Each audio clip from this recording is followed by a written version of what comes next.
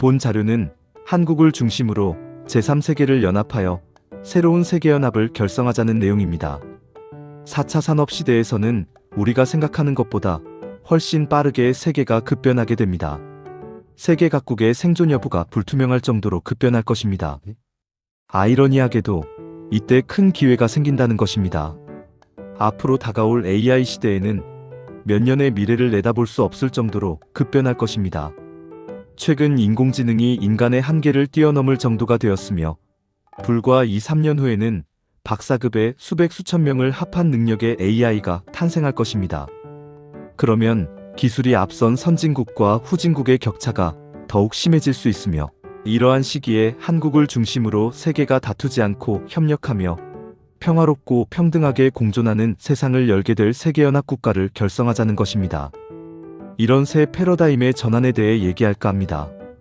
우리나라는 60년대를 시작으로 50여 년간 고속성장을 해서 세계 10위 수준의 경제대국을 이루었지만 최근 들어 출산율 저하와 경제성장률이 1%대가 되면서 국가의 전망이 위태로워질 상황이 되었습니다. 한국은 인구 5천만 명 이상이면서 1인당 GDP 3만 달러 이상 조건을 만족하는 7번째 국가가 되었지만 앞서 얘기했듯이 우리는 저성장의 늪에 빠져버렸습니다. 문제는 이러한 상황에서 돌파구를 찾지 못하고 국민들 간의 반목과 갈등만 낳고 있습니다. 갈등만 야기하는 정치인들로 인해 국민 경제는 시커멓게 멍들어가고 있는 상황입니다. 유럽 선진국 및 일본 등 선진국들이 1% 미만의 저성장을 하고 있는데 젊은 한국이 벌써 이들을 닮아서 같이 늙어가고 있는데도 아무 대책을 세울 수 없는 무능한 정부들이 되어버렸습니다. 지금 한국에게는 엄청난 기회가 다가오고 있는데도 이를 감지도 못하고 있는 지식인들과 정치인들이 이 좋은 기회를 사장시키려 하고 있는 것이 너무 안타까운 실정입니다. 그 해답이 바로 당장 내년에 북한의 개방 바람이 불어올 것이라는 것입니다. 그러면 무엇을 보고 알 수 있느냐인데 트럼프 대통령의 취임 후 북핵 인정 발언, 북한의 한류 바람, 러우 전쟁 종결로 북한의 고립 상황 도래, 북중 간의 관계 소원, 김정은 건강 이상 등 북한이 국제사회로 나올 수밖에 없는 여건이 된 것입니다. 남북이 통일이 된다면 인구는 영국, 프랑스, 이탈리아를 넘어 독일과 같아지는 것입니다. 더군다나 북한 주민들의 생활이 윤택해지면 출산율이 급격히 늘어날 것이며 외국 이민자들이 한류로 인해 급증할 것을 고려하면 머지않아 통일한 반도의 인구는 1억 명에 육박할 것입니다. 또한 통일 후에 한반도는 영국 면적과 비슷해진다는 것을 알 수 있고 통일이 되지 않더라도 남북 경협만 잘 되어도 높은 경제 성장률이 예상되어 조만간 남과 북의 GDP가 영국, 프랑스를 넘어설 것입니다. 물론 통일은 남북이 이국가 이체제로 경제협력 기간을 충분히 거친 다음에 국민적 합의가 있을 때 통일이 되는 것이 이상적입니다. 갑작스런 통일은 탈북자를 양산하게 되어 사회 문제를 일으키고 엄청난 혼란을 가져올 것입니다. 남북 통일이 없는 한 한국이 영국과 프랑스를 넘는 것은 매우 쉽지 않다는 것을 알 수 있습니다. 한국은 통일을 하지 않을 경우 AI 등 첨단 산업에서 선진국에 뒤처진다면 2030년에는 별 타격은 없겠지만 2050년경에는 GDP 순으로 이집트, 나이지리아, 터키, 파키스탄에도 밀리는 상황이 올 수도 있습니다. 초저출산의 영향으로 성장 동력이 상실되어 통일이 되지 않는다면 2050년경 세계 GDP 순위 18위 수준으로 하락할 가능성이 높습니다. 반대로 통일이 된다면 세계 6위 수준의 경제대국이 되니 통일이 절실한 상황입니다. 현재 60대 분들은 자신이 죽으면 나라가 망하든 무슨 상관이냐고 말할 분들이 있을지 모릅니다. 그렇지만 우리 자식과 손자 손녀에게 좋은 세상을 물려줘야 합니다. 중국은 경제적으로도 글로벌 500대 기업 수면에서도 세계 1위를 차지하고 있으며 앞으로 민주화 위기를 잘 극복한다면 더욱 성장할 것입니다. 문제는 바로 우리 코앞에 중국이 있기에 우리는 항상 불안한 상태입니다. 안하무인인 중국은 커나가고 한국은 갈수록 위축된다면 앞으로 수십 년 후 중국이 한국보다 20배 이상 커진다는 것이 문제입니다. 더군다나 북한이 붕괴 위험이 있으면 중국이 북한을 합병할 수도 있습니다. 해답은 통일을 하는 것인데 통일을 하게 되면 10년 후에는 세계 GDP 순위 6위 수준에 이를 것입니다. 통일이 되면 2036년에 프랑스와 영국을 넘어서 세계 6위의 경제대국이 될 전망입니다. 물론 급격한 북한 탈북민을 억제하고 북한 내 일자리를 급속히 만들어주는 지혜와 조치가 있어야 하고, 한국의 농업 선진 기술을 북한에 급히 전수하여 농업 생산량을 급격히 끌어올릴 때 가능한 일일 것입니다. 그러면 통일을 어떻게 해야 할까요? 통일 과정은 쉽지 않겠지만 이국가 이체제의 과도기를 충분히 유지한다면 부작용이 거의 없을 것입니다.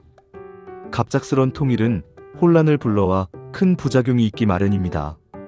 북핵을 일부 인정하는 선에서 북핵을 타결하고 남북 경협을 적극적으로 추진하여 도로와 철도를 연결하게 되면 물류혁명이 올 것입니다. 통일 후 북한은 연간 15에서 20%의 높은 경제성장과 남한도 제2의 도약기를 맞이할 것입니다. 남북 경협이 본격화되면 내수 시장 확보와 북한의 저렴한 노동력으로 생산 단가가 하락하여 제품 경쟁력으로 세계 시장을 석권할 수 있습니다. 남북한 안보 리스크를 줄이게 되면 외국인 투자자가 급증하고 남북 경협이 본격화되면 줄어든 대중 수출도 많이 늘어날 것이고 급감하는 생산 가능 인구도 회복하는 효과가 발생합니다. 한국의 성장 동력은 바로 급속히 확산되고 있는 K컬처이며 문화 강국이 되는 것은 물론 산업 전반에 영향을 미치고 심지어는 AI, 가상현실 등 4차 산업에도 높은 경쟁력을 가져다 줄 것입니다. 한류를 바탕으로 한국은 남북관계를 개선하여 동남아 등 제3국을 규합하여 한연합 결성이 절실히 필요합니다. 한국을 중심으로 경제 군사동맹으로 한국이 변방에만 머무르는 것이 아니라 중심적 역할을 하는 것을 꿈꿀 필요가 있습니다. 통일한국은 중국과 인접하여 앞으로 많은 관광객을 창출할 수 있습니다. 도로와 철도를 이용하면 비용이 적게 들고 편리한 면이 있기에 특히 중국 관광객이 많이 오게 되고 유럽 관광객도 많이 들어오게 될 것입니다. 중국은 세계 25%를 차지할 정도로 최대 관광비 지출국으로 우리에게 매우 중요한 국가이며 한한령으로 한류를 억제하고 있는 중국의 자유화 진척에 따라 한류 팬도 폭증할 것입니다. 2018년 기준 중국의 해외 관광객은 1.5억 명이지만 중국의 소득 증가로 인해 2030년경에는 통일한국에 여행 가능 중국 인구는 5억 명에 이를 것입니다. 바로 육로가 개통되기 때문에 폭발적으로 증가하게 됩니다. 중국인 5억 명 중 10%만 통일한국으로 방문하면 5천만 명입니다. 한류의 영향과 백두산, 금강산, 개성, 평양, 서울, 제주도, 경주, 원산 등 풍부한 관광자원으로 중국과 유럽인들이 몰려와 현재의 1천만 명대의 관광객이 6천만 명대로 폭증할 것입니다. 이로 인해 한반도는 반도 국가에서 대륙과 연계된 물류중심 관광문화대국으로 발돋움할 것입니다. 세계는 지구온난화와 사막화가 심각하여 이들을 예방하는 데에 매우 심혈을 기울여야 합니다. 당장 지구 평균 기온이 1도만 올라가도 1m 이상 해수면이 상승하게 되므로 매우 심각한 일입니다. 10년 후 기온이 1.5도가 올라가면 한국의 경우 고양시, 안산시, 화성시, 시흥시는 물론 서울, 강서구, 마포구 등 저지대가 심각한 피해를 보게 됩니다. 지구온난화로 50년 후에는 지구의 34%가 사막화가 진행될 예상이라는 충격 발표도 있었습니다. 사막화 방지를 위해 사막화 방지 프로젝트로 식수를 하는 것은 물론 풍력, 태양광 등 신재생에너지 확대로 화석 연료 비중을 축소하는 범지구적인 노력을 위해서라도 한연합 결성이 필요합니다. 한연방 결성으로 K컬처를 활용하여 해외 개발 및 지원을 통해 한국의 역량을 강화해 나가야 합니다. 구독, 좋아요, 알림 설정 잊지 마세요. 꼭 부탁드립니다. 동남아시아, 남아시아는 앞으로 발전 가능성이 무궁무진합니다. 현재 새마을 운동이 활성화되고 있는 아프리카도 발전 가능성이 높으며 이들에게 대수층과 담수화를 활용해 사막화 진행을 막고 선진 농업기술 전수는 식량 문제 해결에 큰 도움이 될 것이며 소득 증대는 삶의 질의 향상을 불러오고 투자를 하게 되는 우리에게도 높은 수익을 안겨줄 것입니다. 경제대국 브라질, 아르헨티나, 형제의 나라 콜롬비아, 페루 등 우리의 경제협력과 지원의 대상입니다. 아프리카의 경우 많은 국가들이 투자 및 지원 대상이 될 수 있지만 에티오피아의 경우는 고원지대라서 기후가 온화하여 온대 기후를 가지고 있어 겨울에도 춥지 않고 인간이 살기에 가장 이상적인 기후인 만큼 한국인들이 관심을 가지면 좋겠습니다.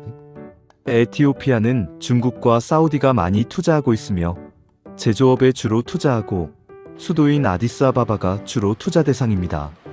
에티오피아는 아프리카의 중심에 해당하고 1억의 인구를 가진 국가이며 6.25 참전용사抗日부대의 보훈 차원에서라도 에티오피아와 밀접한 관계를 가져야 할 것입니다.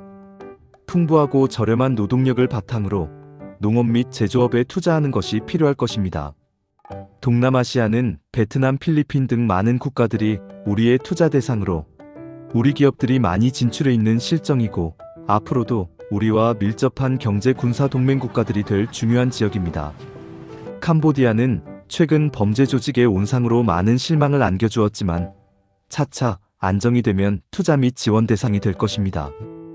이 나라는 소득이 낮은 미개발 국가로 국가 차원에서 인프라 개발 및 부동산 규제 완화로 외국 법인을 투자 유치하려는 의지가 강한 나라이므로 앞으로 발전 가능성이 무궁무진한 국가입니다. 내전 등으로 부실한 경제 금융의 여건으로 달러의 거래 비중이 90%나 될 정도로 개방되어 있어 관심을 가질 필요가 있는 국가입니다. 캄보디아는 부동산 등 세금 면에서 한국에 비해 낮기 때문에 투자 수익에 많은 장점을 가지고 있어 전략적인 접근이 필요한 국가로 볼 수 있습니다. 한국 기업들이 금융 및 보험업에 많은 진출을 하고 있기 때문에 제조업, 건설업, 농업 등에도 투자하는 것이 어렵지 않아 보입니다. 캄보디아는 소득 수준이 낮고 총 GDP가 북한 수준의 작은 나라이기 때문에 한국인들이 집중 투자를 한다면 지금의 베트남 같은 국가를 만들 수 있는 잠재력 있는 국가입니다. 한국은 2007년, 2008년에 캄보디아를 집중 투자한 것을 제외하곤 큰 규모로 투자는 하지 않고 있는 실정입니다. 섬유봉제 부동산 건설업 금융 보업업 진출이 이루어진 만큼 도시개발 및 제조업에 대한 정부나 지자체와의 협상으로 투자를 늘릴 필요가 있을 것입니다. 기타 동남아시아는 한국의 중요한 투자처로 이미 베트남의 경우 한국의 제3위 무역국가로서 중요한 위치에 있고 필리핀은 한국과 군사, 경제적으로 중요한 국가이므로 앞으로 제조업 중심으로 많은 투자가 필요한 지역입니다. 인도네시아는 3억 명에 이르는 인구대국으로 추후 2050년에는 세계 4위의 경제대국으로 성장 가능성이 있다고 하니 한국도 투자에 많은 관심을 가질 필요가 있어 보입니다. 관광대국 태국은 높은 소득으로 자동차 산업 바이오 등 첨단 산업 진출이 권장되는 곳입니다. 남아시아는 인구대국 인도, 방글라데시, 파키스탄 등 18억 명 이상의 인구를 가진 미래가 가장 촉망되는 곳입니다. 지금은 세계 GDP를 차지하는 비중이 매우 낮지만 앞으로 30년 후에는 지금보다 2~3배 더 비중이 커질 지역으로 매우 중요한 시장임이 분명합니다. 이들 세 개국 모두 한류 열풍이 강하게 부는 곳으로 우리 자본과 기술이 진출하기가 앞으로 쉬워질 전망입니다. 인도는 정보통신 기술의 강국이며 우수한 인재들이 많은 곳으로 4차 산업 진출을 눈여겨볼 만합니다. 또한 소비시장이 커질 것을 대비해 제조업 분야도 관심을 가질 필요가 있습니다. 방글라데시는 한국 의류업체가 진출하여 중국에 이어 세계 2위의 의류 생산 대국으로 만들었습니다. 심각하게 낮은 농업 생산성 개선을 위해 한국 농업기술 전수가 꼭 필요한 곳이기도 합니다. 아프리카는 가장 낙후된 대륙이긴 하지만 앞으로 가장 전망이 밝은 곳이기도 합니다. 단 내전이 없어야 하며 농업 위주의 대륙인 만큼 한국 등 선진 농업기술 전수가 필요합니다. 이를 위해 한국은 알제리의 평균 없는 씨감자 생산을 지원하여 식량 해결에 엄청난 기여를 하고 있습니다. 아프리카의 많은 지역에 새마을 운동의 보급이 필요합니다. 세네갈은 1년에 이 산모작이 가능하고 한국의 도움으로 우수한 벼 품종을 개발하여 토착벼에 비해 3배나 많은 수확을 하여 식량난을 해결하고 있습니다. 케냐는 고산지대로 빅토리아 호수로 유명하며 유엔 사무국이 위치해 있고 기후가 온화해 서구인들에게 매우 인기가 많은 지역입니다. 농촌진흥촌 코피아에서 씨감자를 보급해 영양분이 풍부한 감자 생산량을 극대화해 농업 한류바람을 일으키고 있다고 합니다. 마다가스카르는 바오밥 나무 여우원숭이 바닐라 생산으로 유명하며 다양한 동물과 식물로 관광 명소입니다. 온대기후도 있고 한국대우그룹이 농업에 투자하려다 실패한 곳이기도 합니다. 넓은 국토에 비해 농업 가능 토지는 5% 정도로 작으며 배터리 산업의 핵심 자원인 니켈 생산 3위 국가로 한국과 깊은 관계가 있습니다. 최근 K-팝의 영향으로 한국 문화에 깊은 관심을 가지고 있어 우리 기업들의 진출이 기대됩니다. 이집트는 관광대국으로 코로나 기간에 외환위기일 정도로 관광에 의존한 국가이며 한국과는 포괄적 동반자 협정을 체결한 국가로 높은 출산율을 오히려 걱정하는 나라입니다. 축구의 나라 나이지리아는 한류는 열광 수준이며 농업 한류가 있을 정도이며 새마을 운동 확산이 필요합니다. 2억 명의 대국으로 카카오, 땅콩, 야자기름 등을 생산하고 영화 산업이 발달하였고 석유 수출국입니다. 한상 기박사는 병에 강한 슈퍼카사바를 개발 보급하여 그곳에서는 기념비적 인물입니다. 짐바브웨는 한국의 찰옥수수가 인기이며 식량난 해소에 큰 힘이 되고 있으며 기후나 토양은 한국보다 좋다고 합니다. 우리 기업들의 진출이 기대됩니다. 이처럼 한국은 식량난이 심각한 아프리카 지역의 식량 증산에 기여하고 지역사회의 소득 증가를 위해 좋은 일을 하고 있습니다. 더 나아가 아프리카 국가의 2차 산업 육성에 적극 투자해서 고용 창출은 물론 이익도 가져오는 윈윈 전략이 필요합니다. 한국은 아프리카에 고기 잡는 법을 알려주는 좋은 나라로 알려지고 있습니다. 아메리카에는 형제의 나라 콜롬비아가 있으며 한국과는 전략적 동반자 관계를 맺고 FTA를 체결했으며 아름다운 경치에 지하자원이 풍부하다고 합니다. 돌과 물의 절경으로 유명하며 고산지대로 온대기후이며 기후 조건이 좋다고 합니다. 내전 종식이 된 지 채 10년도 되지 않은 만큼 한국의 좋은 투자처가 될 것입니다. 한류의 영향으로 한국인에게 매우 호의적이니 좋은 관계가 될 것입니다. 엠브라에르 항공으로 유명한 브라질은 K-팝에 열광하고 있으며 넓은 영토와 2억 명의 내수 시장을 갖고 있어 우리가 협력하고 눈여겨봐야 할 국가입니다. 중동은 우리 에너지의 핵심인 만큼 중요한 곳이며 UAE는 우리나라와는 FTA보다 한 단계 높은 CEPA를 체결한 나라이며 탈석유 시대를 대비해서 미래를 준비하는 대표적인 나라로 우리와 군사 경제적으로 밀접한 관계에 있습니다.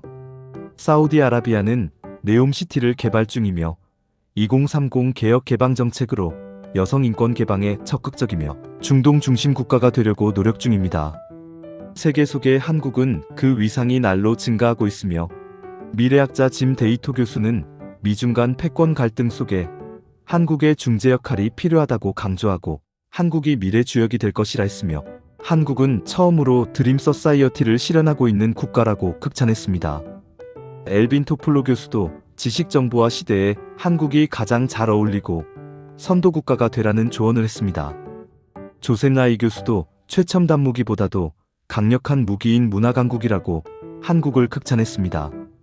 미래학자 프리드먼 교수 역시 한반도 통일 이후 만주 연해주가 한국 영향하에 있을 것이라고 했고 이충근 박사도 한반도 통일 10년 후면 세계 6대 경제대국이 될 것이라고 예견했습니다.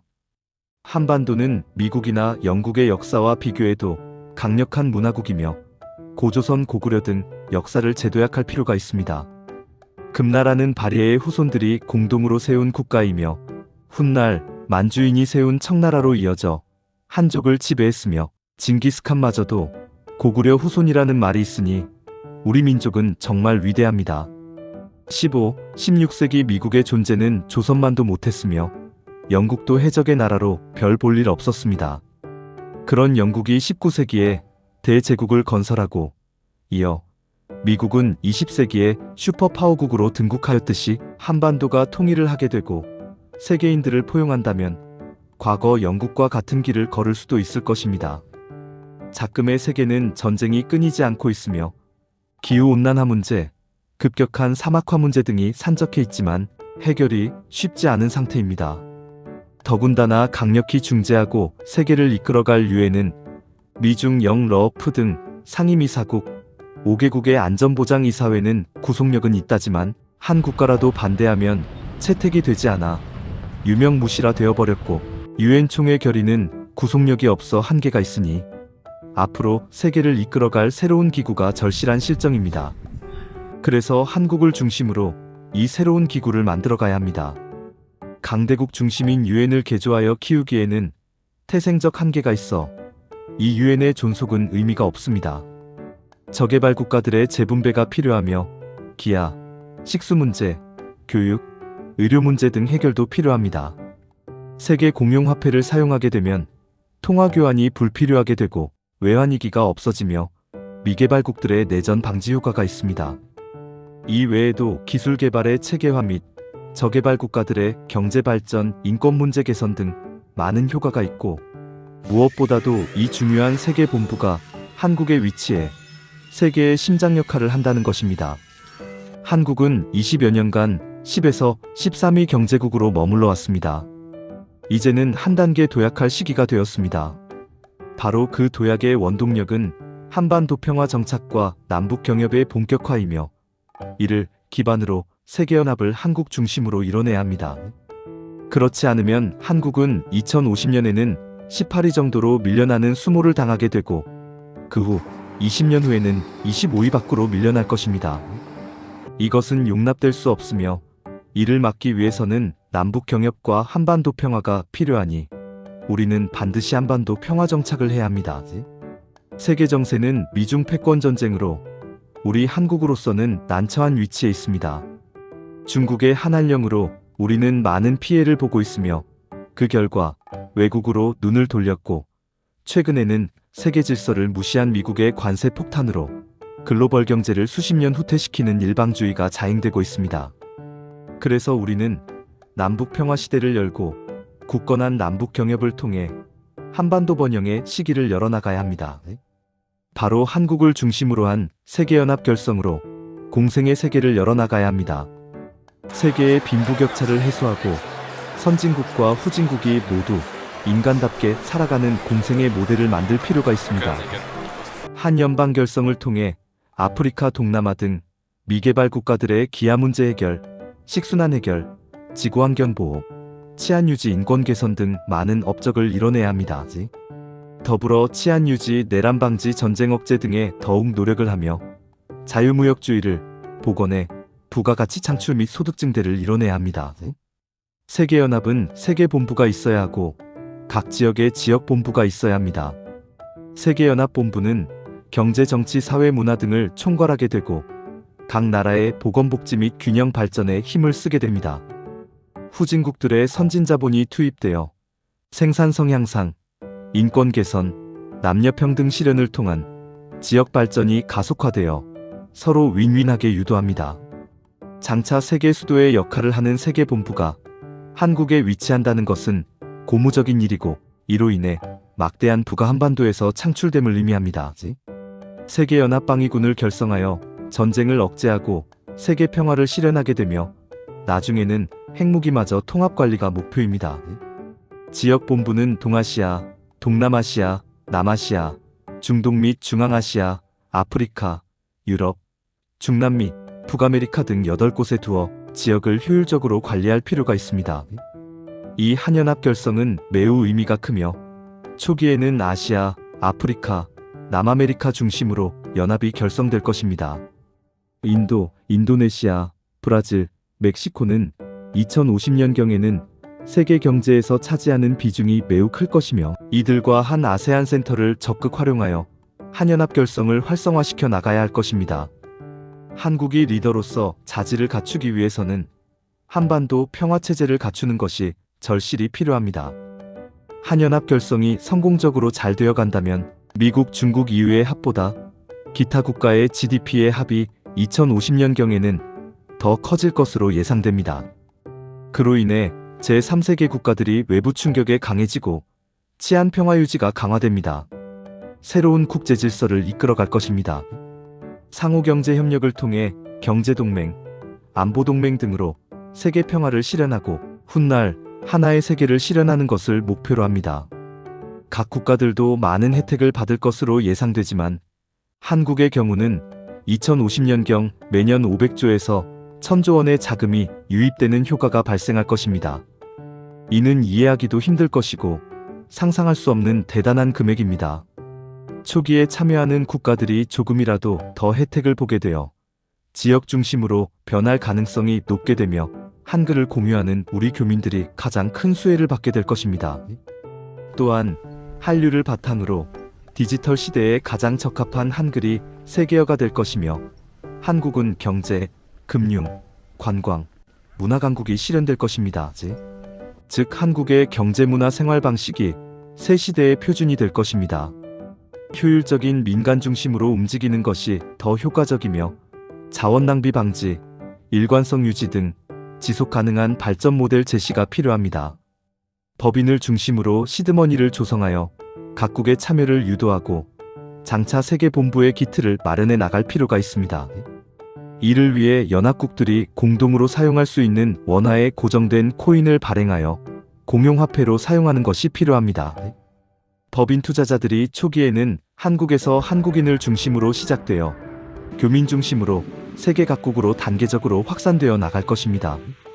나중에는 계속된 증자로 세계 각국의 주주들이 참여하여 세계적인 다국적 기업으로 도약하고 기업 활동 및 지원 활동을 하게 될 것입니다.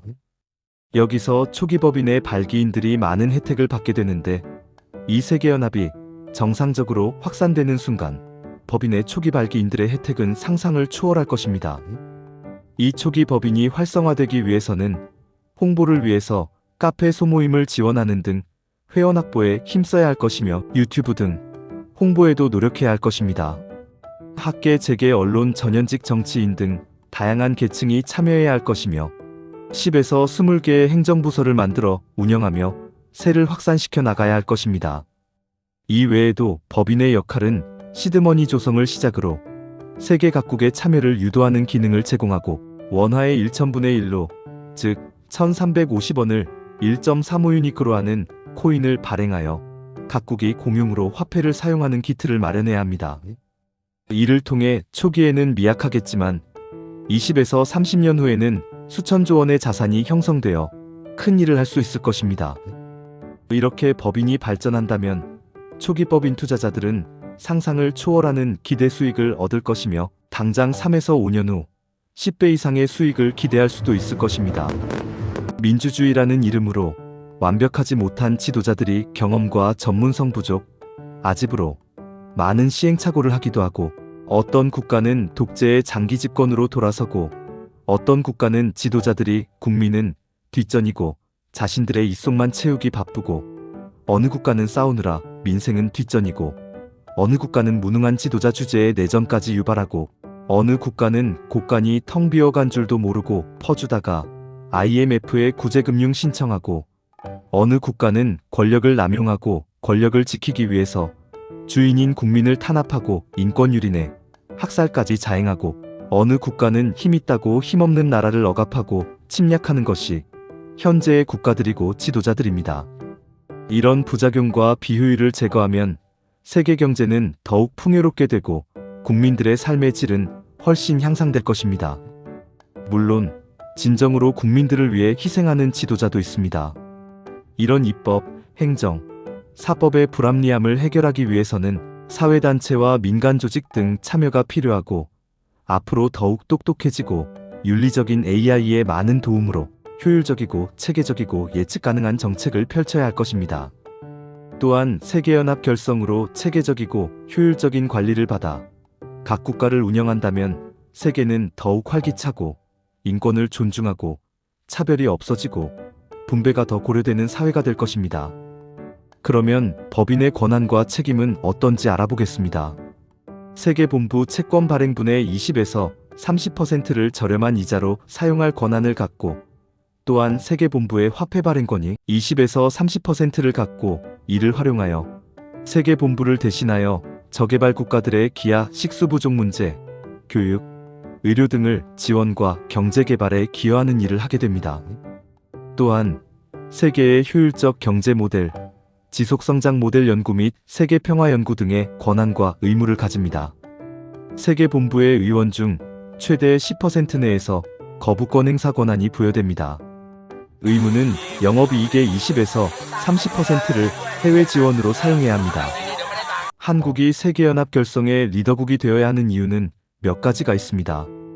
한국은 강한 한류 바람으로 문화 선진국이 되었고, 미국, 중국, 유럽 국가들은 당장은 참여하지 않을 것이며, 일본, 브라질, 인도 등 몇 개국이 있는데 일본이 가장 유력한 후보이기는 하지만 일본은 변화를 싫어하고 아날로그적이라 한계가 있습니다.